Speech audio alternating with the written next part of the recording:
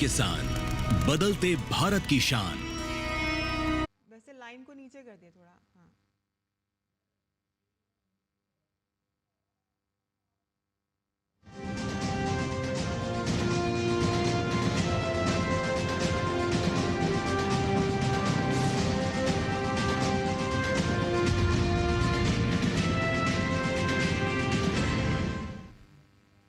नमस्कार, किसान समाचार में आप सभी दर्शकों का स्वागत है। मैं हूं साइमा खान। सबसे पहले नजर हेडलाइंस पर।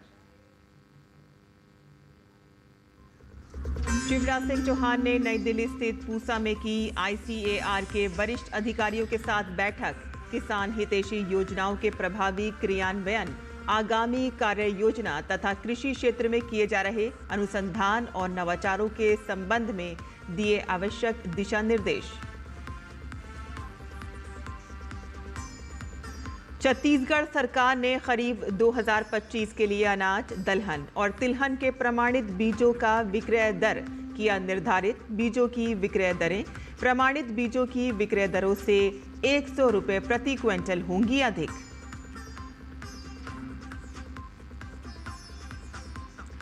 सोलहवें केंद्रीय वित्त आयोग ने किया हरियाणा कृषि विश्वविद्यालय का दौरा। टीम ने की किसानों को उपलब्ध करवाए जा रहे क्वालिटी प्लांटिंग मटेरियल की सराहना। वैज्ञानिकों ने खाद्यान्न उत्पादन बढ़ाने के लिए उच्च गुणवत्ता वाली उन्नत किस्में की हैं विकसित।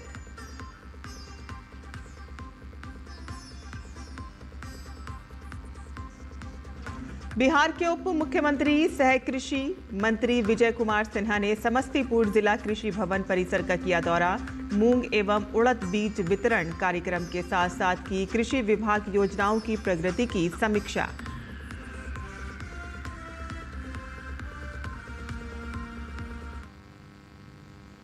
और अब समाचार विस्तार से। शिवराज सिंह चौहान ने नई दिल्ली स्थित पूसा परिसर में भारतीय कृषि अनुसंधान परिषद ICAR के वरिष्ठ अधिकारियों के साथ बैठक कर संस्थान की गतिविधियों की समीक्षा की और साथ ही किसान हितैषी योजनाओं के प्रभावी क्रियान्वयन, आगामी कार्य योजना तथा कृषि क्षेत्र में किए जा रहे अनुसंधान और नवाचारों के संबंध में जानकारी प्राप्त की। बैठक में ICAR के विभिन्न विभागों के विभागवार प्रस्तुतिकरण का अवलोकन किया और आवश्यक दिशा निर्देश दिए। इस दौरान किसानों की बेहतरी के लिए कई महत्वपूर्ण पहलुओं पर विचार किया गया। मिट्टी परीक्षण को सरल और सुलभ बनाने, कम पानी वाली सिंचाई तकनीकों को बढ़ावा देने तथा प्राकृतिक खेती के प्रोत्साहन हेतु चर्चा की गई और साथ ही जलवायु परिवर्तन के प्रभावों से निपटने, उन्नत बीजों की उपलब्धता सुनिश्चित करने और एकीकृत खेती प्रणाली से किसानों की आय बढ़ाने के उपायों पर विमर्श हुआ। 16वें केंद्रीय वित्त आयोग की टीम ने हरियाणा कृषि विश्वविद्यालय और centre for micro propagation and double haploid प्रयोगशाला और डॉक्टर मंगल सेन कृषि विज्ञान संग्रहालय का दौरा किया। केंद्रीय वित्त आयोग के अध्यक्ष डॉक्टर अरविंद पंगड़िया एवं टीम के अन्य सदस्यों ने निरीक्षण के दौरान विश्वविद्यालय के वैज्ञानिकों द्वारा अनुसंधान, तकनीक विस्तार सहित अन्य क्षेत्रों में किए जा रहे कार्यों के बारे में विस्तार से जानकारी हासिल की। टीम ने किसानों को उपलब्ध करवाए जा रहे क्वालिटी प्लांटिंग मटेरियल की भी सराहना की। उन्होंने बताया कि वैज्ञानिकों द्वारा प्रदेश में खाद्यान्न उत्पादन बढ़ाने, किसानों की आर्थिक स्थिति बेहतर करने के उद्देश्य से उच्च गुणवत्ता वाली उन्नत किस्में विकसित की गई हैं, जो प्रदेश ही नहीं बल्कि देश के किसानों में काफ़ी लोकप्रिय हैं।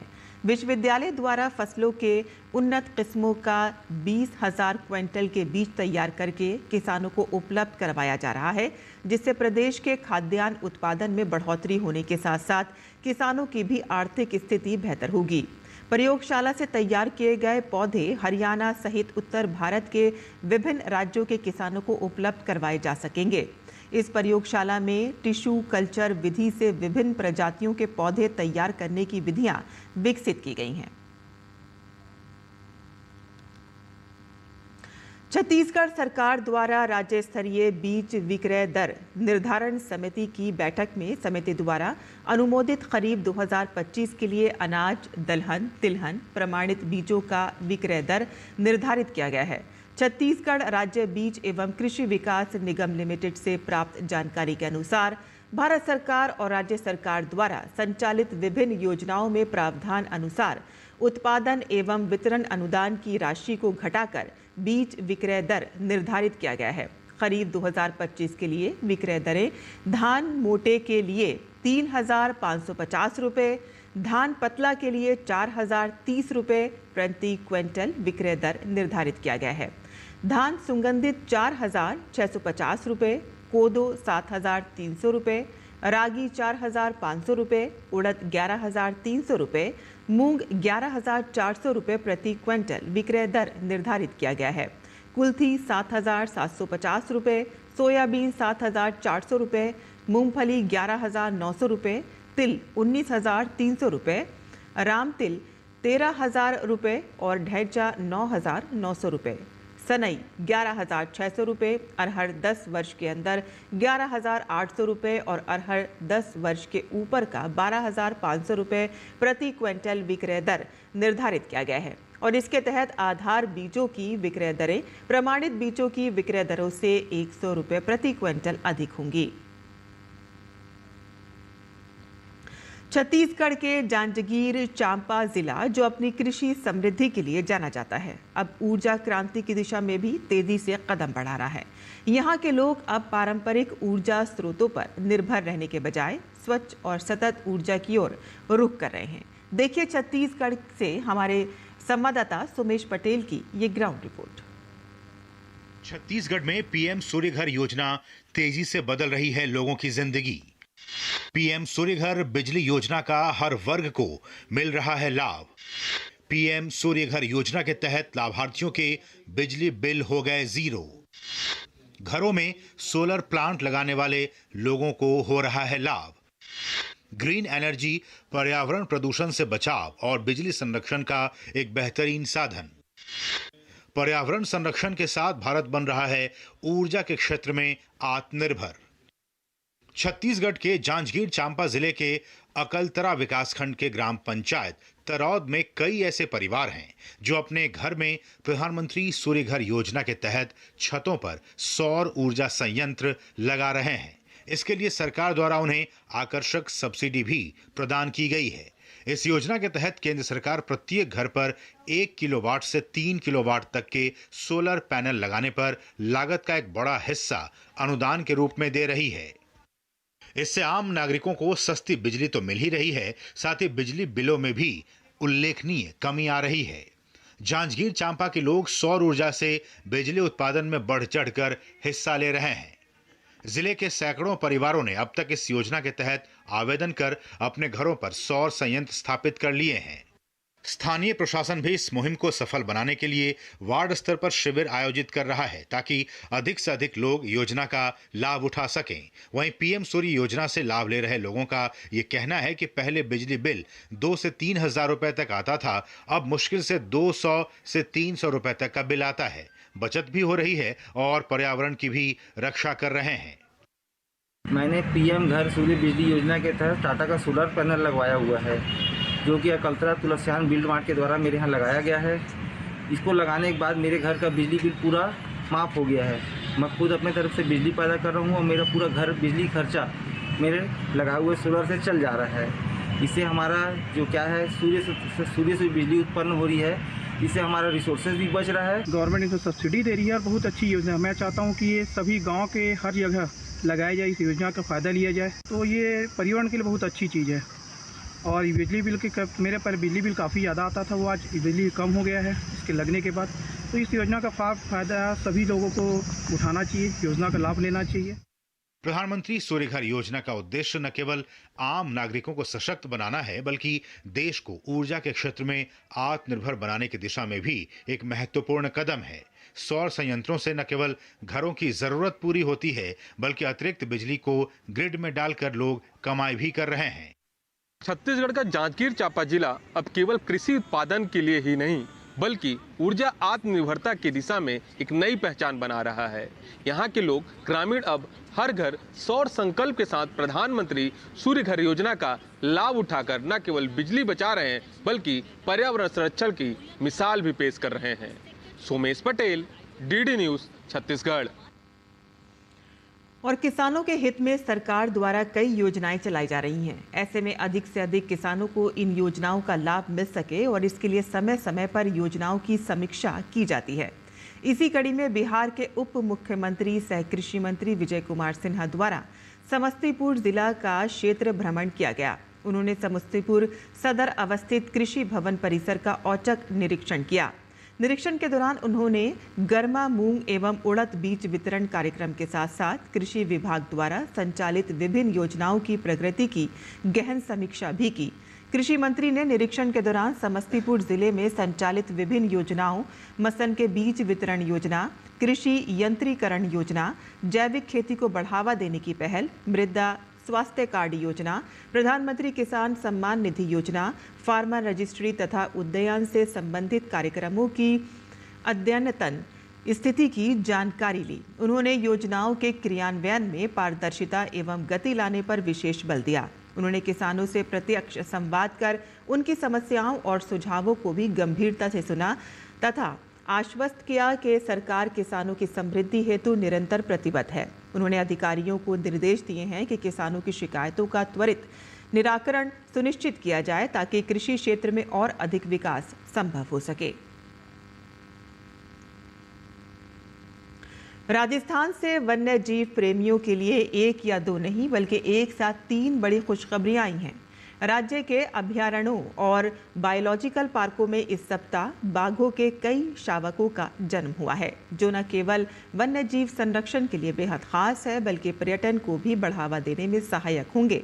देखिए मरुधरा से हमारी ये रिपोर्ट। राजस्थान के अभयारण्यों और बायोलॉजिकल पार्कों में बाघों के शावकों ने जन्म लिया है, जिससे राज्य में बाघों की संख्या में बढ़ोतरी हुई है। प्रदेश के सबसे बड़े सवाई माधोपुर के रणथंभौर टाइगर रिजर्व के फालोदी रेंज में बाघिन आरबीटी 2313 ने 2 शावकों को जन्म दिया है। बाघिन और उसके शावकों की तस्वीरें वन विभाग के कैमरा ट्रैप में कैद हुई हैं। विभाग ने इसकी पुष्टि की है और बाघिन की ट्रैकिंग और मॉनिटरिंग शुरू कर दी है। वहीं इसी तरह राज्य के अलवर जिले में स्थित सरिस्का टाइगर रिजर्व से भी इसी तरह की खुशखबरी सामने आई है। यहां बाघिन ST30 ने 3 शावकों को जन्म दिया है, जिससे बाघों की कुल संख्या 44 तक पहुंच गई है।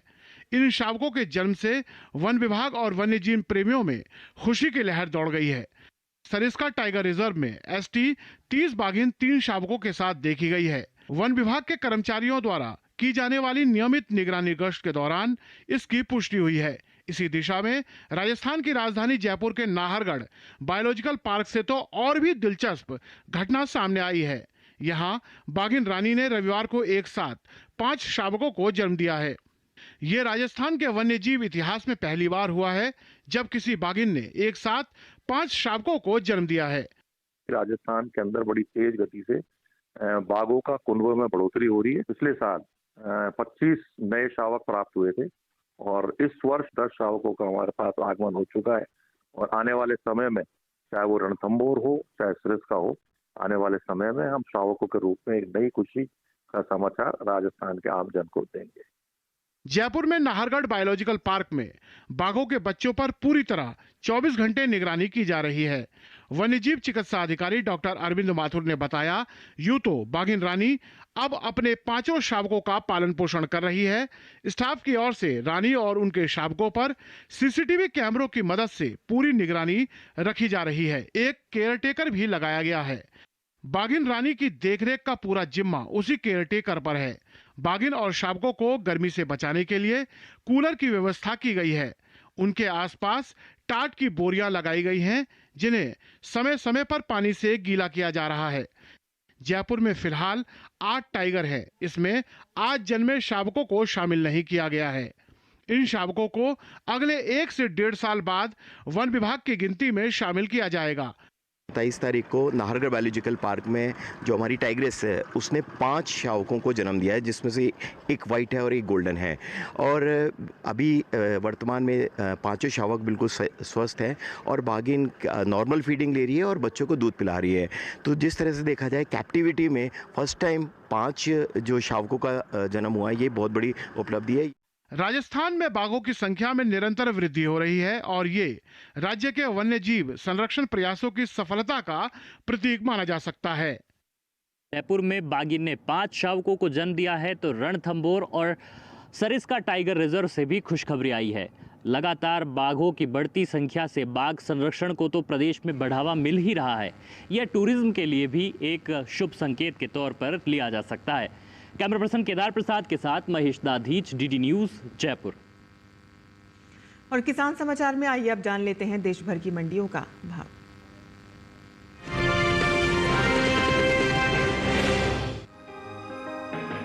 मंडियों में इन दिनों तरबूज की आवक सामान्य है।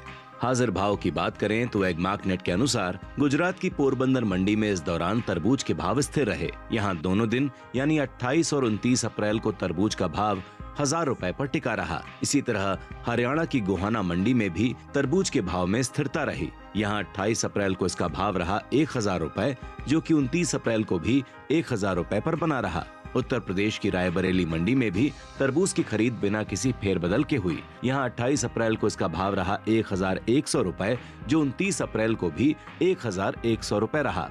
पंजाब की लुधियाना मंडी में भी स्थिर भाव का सिलसिला जारी रहा। यहाँ दोनों दिन यानी 28 और 29 अप्रैल को तरबूज का भाव 1200 रुपए पर बरकरार रहा, जबकि महाराष्ट्र की पुणे मंडी में 29 अप्रैल को तरबूज का भाव 300 रुपए उछलकर 800 रुपए से 1100 रुपए हो गया। इसी तरह राजस्थान की श्री गंगानगर मंडी में 28 अप्रैल को तरबूज का भाव रहा 1300 रुपए, जो कि 29 अप्रैल को 100 रुपए चढ़कर 1400 रुपए पर आ गया।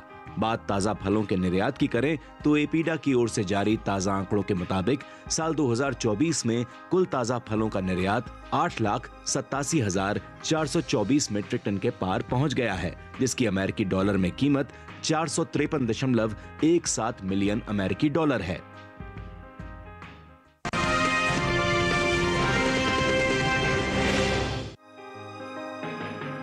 मंगलवार को ज्यादातर मंडियों में अरहर का कारोबार उतार चढ़ाव के साथ हुआ।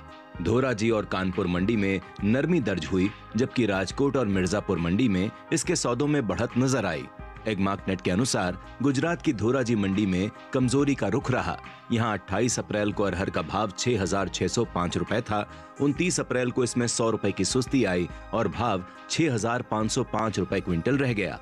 उत्तर प्रदेश की कानपुर मंडी में भी नरमी के साथ कारोबार हुआ।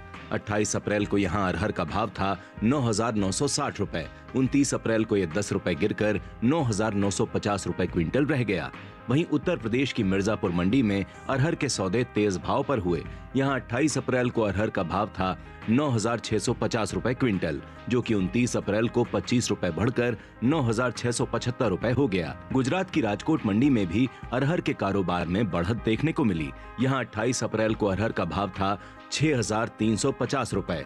29 अप्रैल को इसमें 50 रुपए की तेजी आई और भाव 6,400 रुपए क्विंटल हो गया। अरहर की पैदावार को देखें तो कृषि मंत्रालय की ओर से दूसरा अग्रिम अनुमान जारी किया गया है, जिसके मुताबिक साल 2024-25 के दौरान देश में घरेलू स्तर पर खरीफ अरहर की पैदावार 35,11,000 टन होने का अनुमान जताया गया है, जबकि बीते साल खरीफ अरहर की उपज 34,17,000 टन थी। वहीं साल 2024-25 के दौरान कुल दलहन फसलों की पैदावार 230,22,000 टन अनुमानित है, जबकि बीते साल कुल दलहन की पैदावार 242,46,000 टन रही थी। बताते चलें कि कुछ समय पहले ही केंद्र सरकार ने विपणन सत्र 2024-25 के लिए 14 खरीफ फसलों के न्यूनतम समय बढ़ोतरी की है। सरकार के इस फैसले से किसानों को उनकी फसलों का उचित दाम मिलेगा, साथ ही आय में भी वृद्धि होगी। खरीफ दालों में शामिल अरहर की एमएसपी में सबसे ज्यादा बढ़ोतरी हुई है। साल 2023-24 के दौरान अरहर की एमएसपी 7,000 रुपए थी। साल 2024-25 के दौरान खरीफ अरहर की एमएसपी में 550 रुपए का इजाफा हुआ है और अब इसका न्यूनतम समर्थन मूल्य 7,550 रुपए तय किया गया है।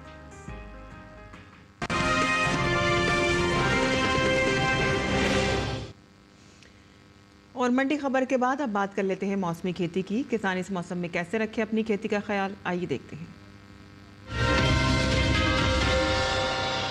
नमस्कार, आप देख रहे हैं डीडी किसान।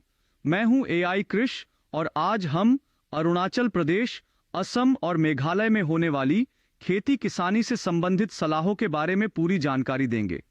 अरुणाचल प्रदेश, असम और मेघालय में तेज बारिश की संभावना को देखते हुए उचित जल निकासी की व्यवस्था करें। धान के खेतों में मिट्टी के कटाव को रोकने के लिए ढलान के साथ जल निकासी की व्यवस्था करना सही रहेगा। बरसात के मौसम में मिट्टी की ऊपरी सतह को सूखी घास से ढक दें ताकि उपजाऊ मिट्टी और नए बोए गए बीजों को बहाव से बचाया जा सके। जल प्रवाह को कम करने या मिट्टी की संरचना को स्थिर बनाए रखने के लिए छोटे आकार के बांध या मेड़ बनाएं। उन इलाकों में फिर से बुवाई की तैयारी करें जहां अधिक बहाव के कारण बीज या पौधे विस्थापित या क्षतिग्रस्त हो गए हों। असम और मेघालय में सब्जियों के पौधों को सहारा देने का काम करें। बागानों में फलों के पौधों को सहारा देने की जरूरत है। हल्दी और अदरक की फसल को भारी बारिश में होने वाले नुकसान से बचाने के लिए सूखी घास, पत्तियों, पुआल या अन्य उपलब्ध सामग्री से मल्चिंग करें। असम में तैयार सब्जियों और फलों की तुड़ाई समय पर कर लें। यहाँ के किसान जितना जल्दी हो सके तैयार फसलों की कटाई करें और उनको सुरक्षित स्थान पर रखें। बारिश की संभावना को देखते हुए असम के किसानों को सलाह है कि वो खड़ी फसलों में कुछ समय के लिए सिंचाई का काम रोक दें। फिलहाल के लिए उर्वरक और कीटनाशक छिड़काव का काम भी ना करें। मेघालय में मिर्च, बैंगन और अदरक के खेतों में पर्याप्त जल निकासी की व्यवस्था सुनिश्चित करें। मेघालय के किसान अगले 5 दिनों के लिए अदरक, मिर्च और बैंगन की रोपाई का काम रोक दें।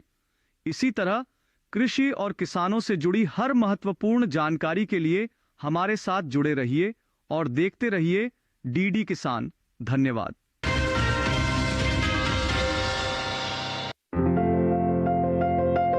ये समय मूली की पूसा चेतकी किस्म की बुआई के लिए काफी अच्छा है। मूली की पूसा चेतकी की बुआई मध्य अप्रैल से अगस्त तक की जा सकती है। खास बात यह है कि ये किस्म पूरे भारत में किसी भी जगह लगाई जा सकती है। 1 हेक्टेयर में बिजाई करने पर इसकी 250 क्विंटल तक उपज ली जा सकती है। पूसा चेतकी नरम और खाने में कम तीखी होती है।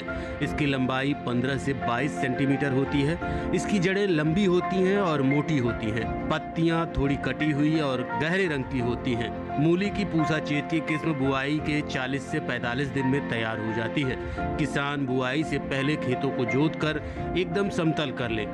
साथ ही खेत में से खरपतवार को पूरी तरह से निकाल लें। बुआई के लिए 9 से 12 किलो बीज 1 हेक्टेयर के लिए काफी रहेंगे। बुआई करते समय पंक्ति से पंक्ति की दूरी 30 सेंटीमीटर और पौध से पौध की दूरी 10 सेंटीमीटर रखें। बुआई के बाद 6 से 7 दिन के अंतराल पर फसल में सिंचाई करते रहें। मूली में चेपा होने का खतरा बना रहता है। इससे बचाव के लिए उचित दवाओं का छिड़काव किया जा सकता है, लेकिन दवाओं का इस्तेमाल सिर्फ आखिरी विकल्प के रूप में ही करें। दवाओं के छिड़काव से पहले फसल पर नीम के घोल या नीम के तेल का छिड़काव करें। अगर इससे कोई फर्क नहीं आए तभी दवाओं का इस्तेमाल करें। ध्यान रखें कि विशेषज्ञों की सलाह से ही दवाओं का छिड़काव करें।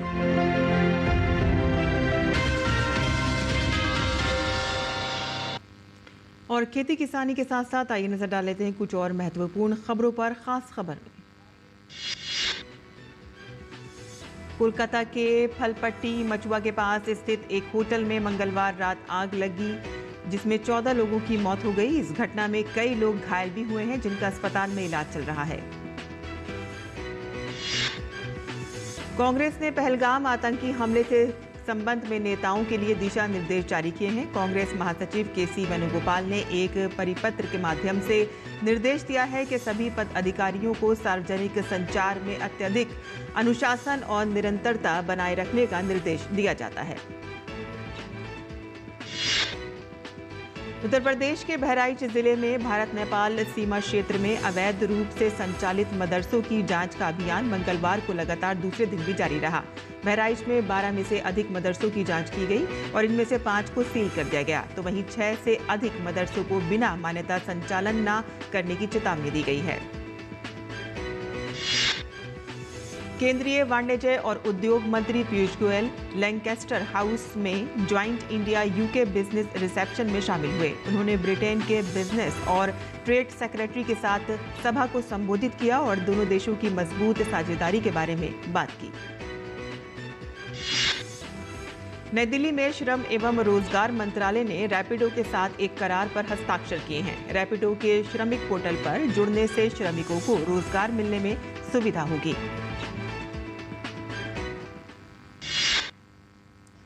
और किसान समाचार के इस अंक में आज बस इतना ही, लेकिन जाने से पहले आपको छोड़े जाते हैं केरल के बैक वाटर वर्ल्ड की खूबसूरत तस्वीरों के साथ। केरल के ये बैक वाटर्स 44 नदियों, 34 झीलों और असंख्य नहरों से मिलकर बने हैं। आप इनका लुत्फ उठाइए और हमें दीजिए अनुमति। नमस्कार।